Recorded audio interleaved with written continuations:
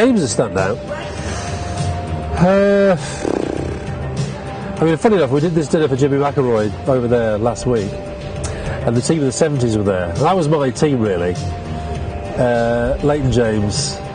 He was the one who I always just went a bit still when he got the ball. You know that thing where you just sit, you go quiet, and then you kind of, you're up there because I loved watching Leighton James. I loved watching Martin Dobson. I loved watching Peter Noble. Remember Peter Noble? I was reminded.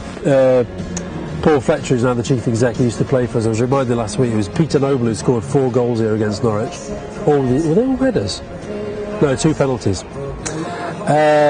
Great games. There was obviously the game where we had to beat Orient to survive. That was probably the most pulsating game ever played here in terms of its significance. Beating Leeds at Elland Road 4-1 where Don Revie was manager.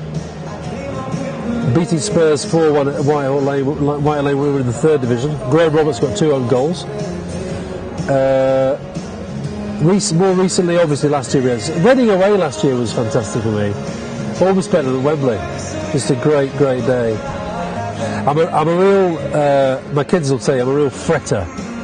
Like, got to get there early. I worry about where we're going to park or which, whether we've got the train tickets and all that stuff. I do all that. It's terrible, and I don't really do that in the rest of my world. But football, it's like, I leave about 3 hours early than I need to usually, just in case. But once the game's up, we're off. I'm really into it. I'm really locked into it. And funny enough, when I was at Downing Street, the switchboard, they knew never to bother me. I think only once that was a hear and miss the game.